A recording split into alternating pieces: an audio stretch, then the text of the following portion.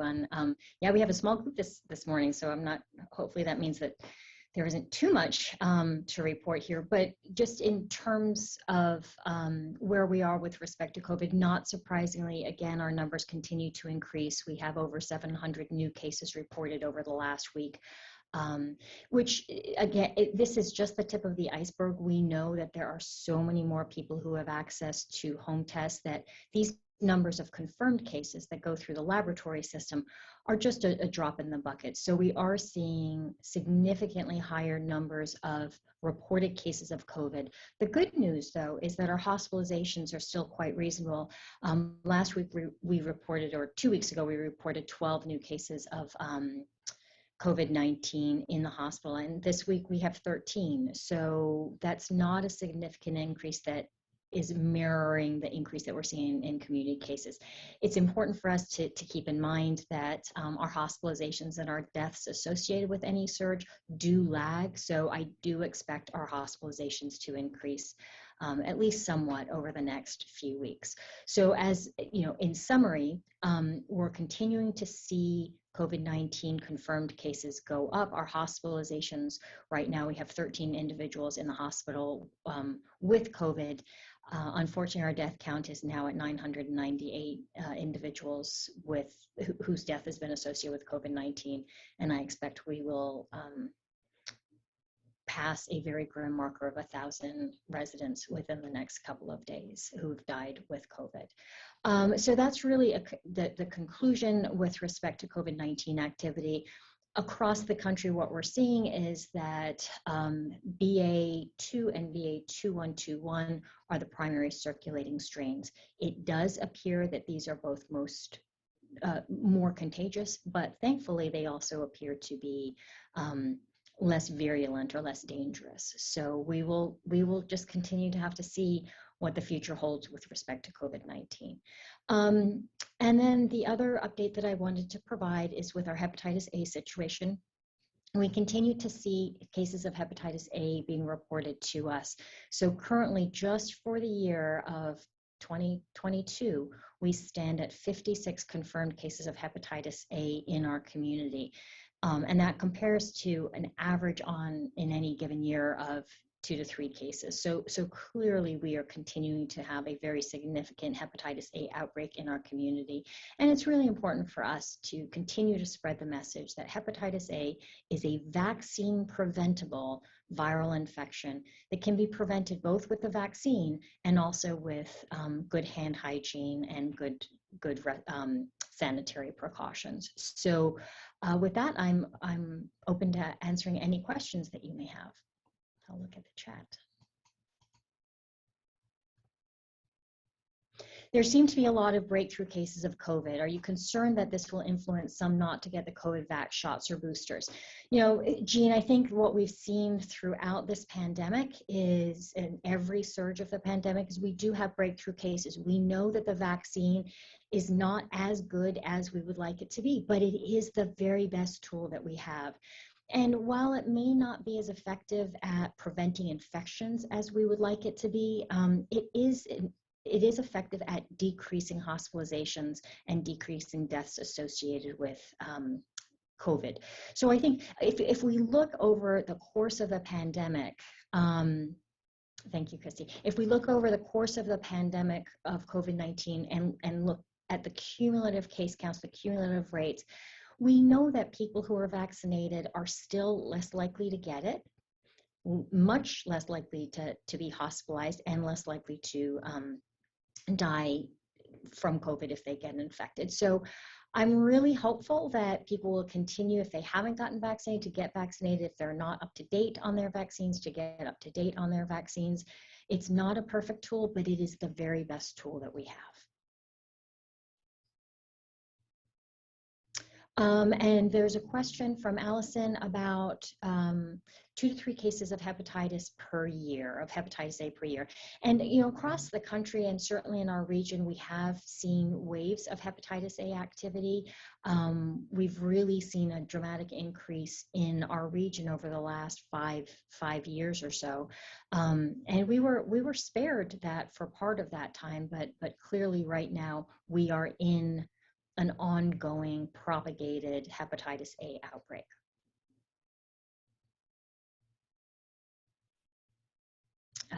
And Christy's just sharing some resources for everybody. So it is really important for us to just make sure that the public understands that hepatitis A is a vaccine preventable viral illness. The best way to prevent it is to get vaccinated, and also because it is fecally orally transmitted, meaning that you have to ingest it to get it.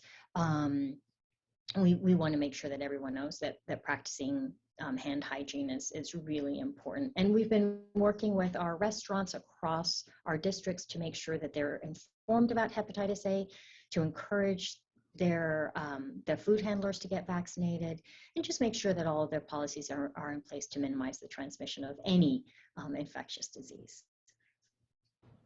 Hey, Dr. Morrow, it's Leanna with WDBJ7. Two hepatitis-related questions. The first for hepatitis A, I was wondering if you could maybe talk a little bit about the confirmed case of a restaurant worker that happened earlier this week. And then the second hepatitis question, particularly related to I know you and I have spoken recently about the pediatric hepatitis cases. Just wondering if you've heard any updates from the CDC or whether there have been any confirmed Virginia cases of that.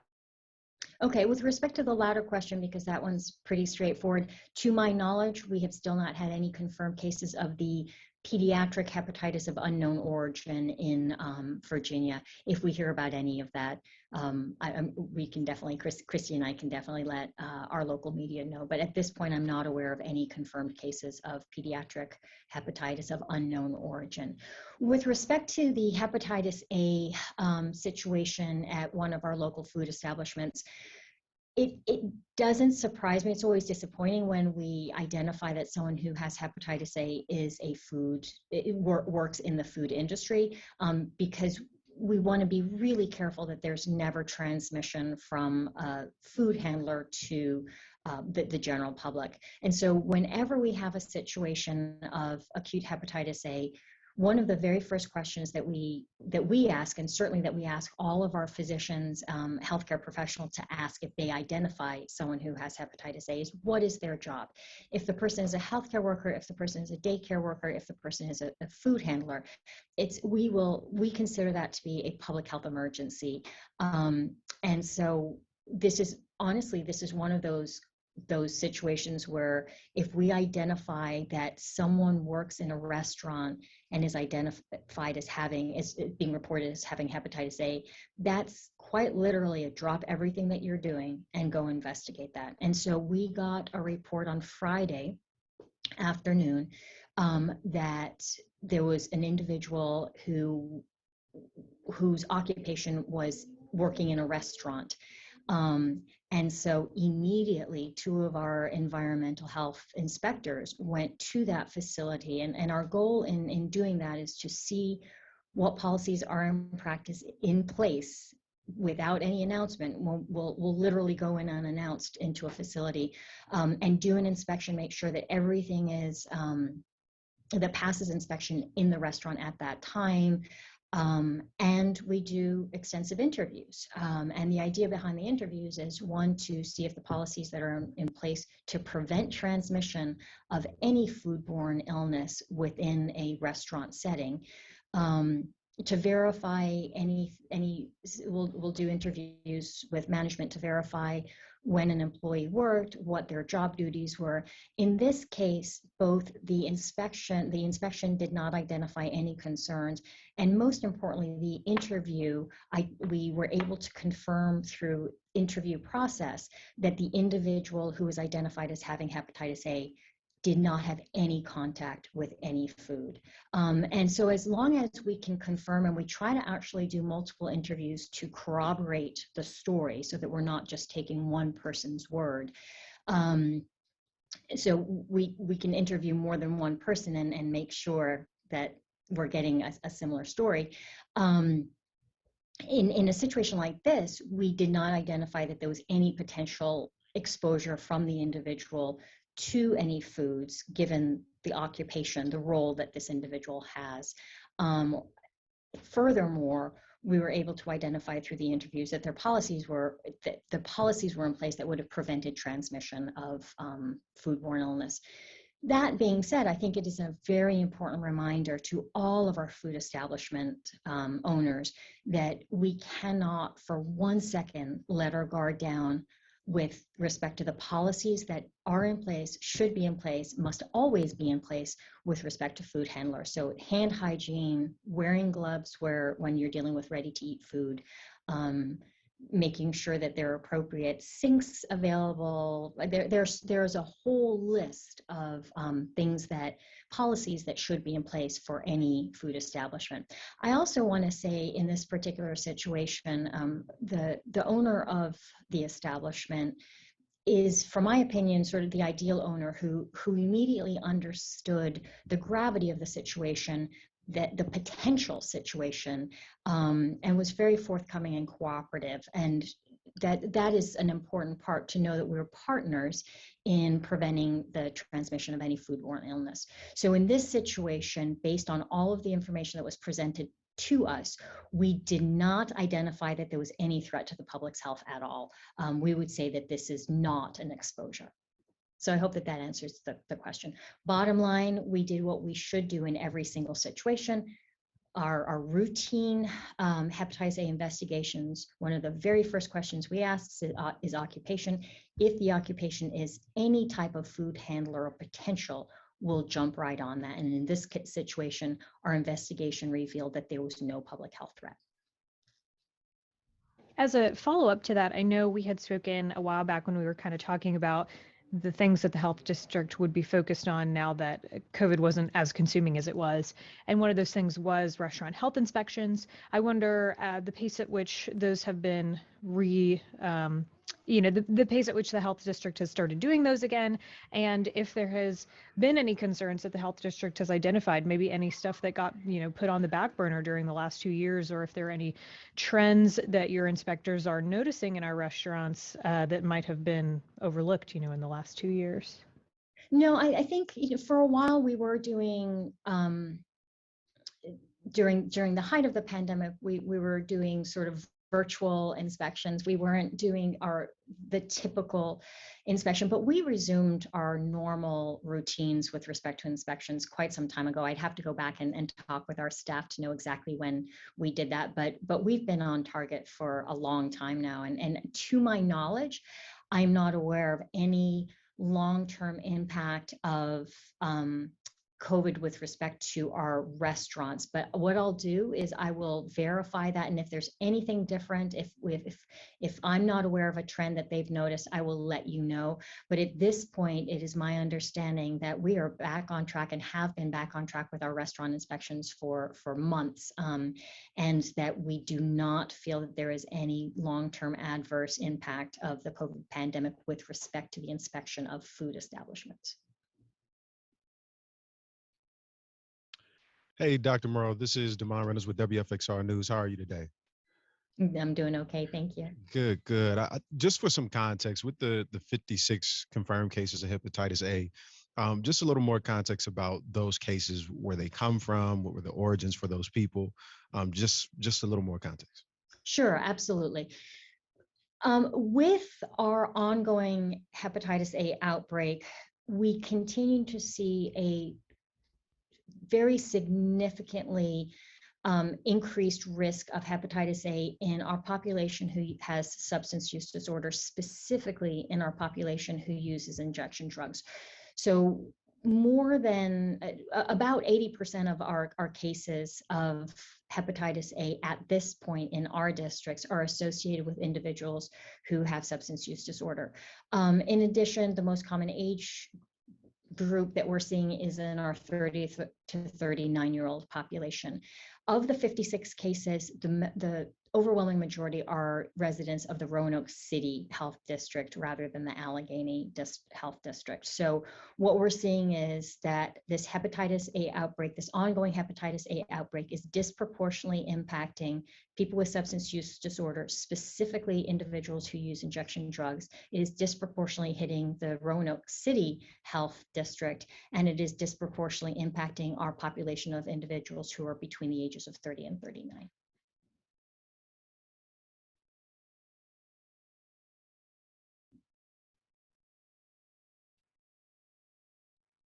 Thank you, Dr. Morrow. Appreciate that.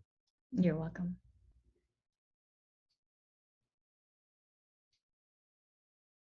Looking to see, I don't see any more questions in the chat. Are there any other questions about COVID or hepatitis A or anything else that you can think of with respect to public health?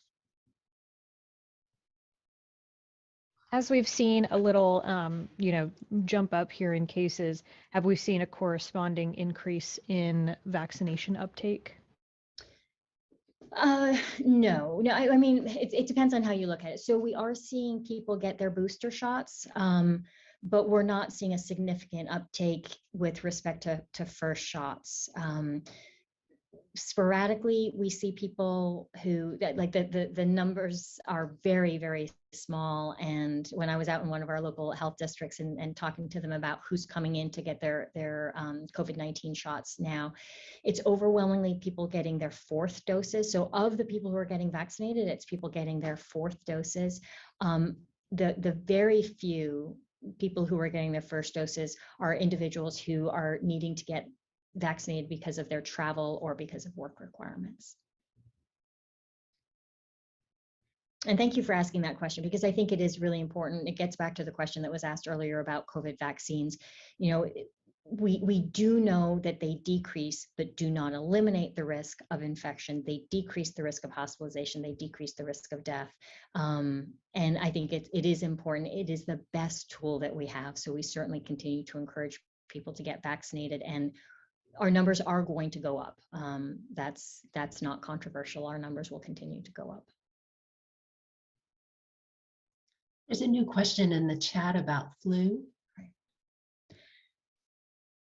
Yeah, so how do we do this flu season? Unfortunately, we are still seeing flu. So I can't even say that we're past our flu season. Typically by this time we're seeing very little activity, but we are continuing to see ongoing cases of influenza A specifically. So this, it's been influenza has been very strange over the last couple of years. In part, we've seen very little activity because we think all of the community mitigation strategies for COVID decrease the risk of influenza as well.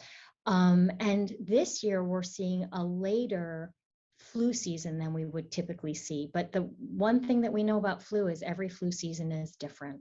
And so we are still hearing reports of influenza A specifically.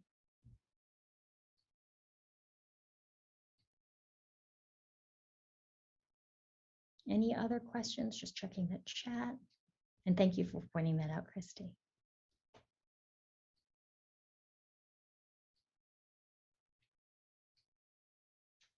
All right. Well, if Just anything that you, sorry, Dr. Morrow.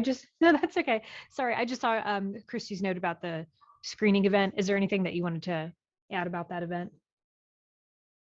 Oh, no, Christy, do you want to share any information?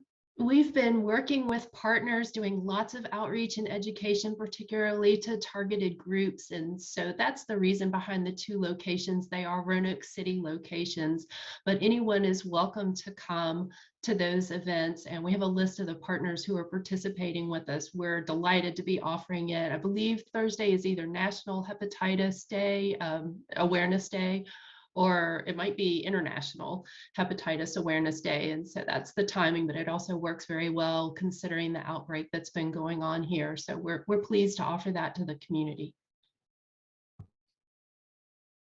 Thank you. And just as a quick reminder, so for hepatitis, there are lots of different types of hepatitis. The hepatitis that we're talking about, hepatitis A, is fecally orally transmitted, and it does, we are seeing an outbreak in our communities. Hepatitis B and C are bloodborne pathogens, and it's really important that we know that our hepatitis C rates are elevated in our districts compared to the rest of the country, the rest of the state. In this region, we have high rates of hepatitis C, and screening is one of the most important things that we can do, because hepatitis C is a treatable, curable disease.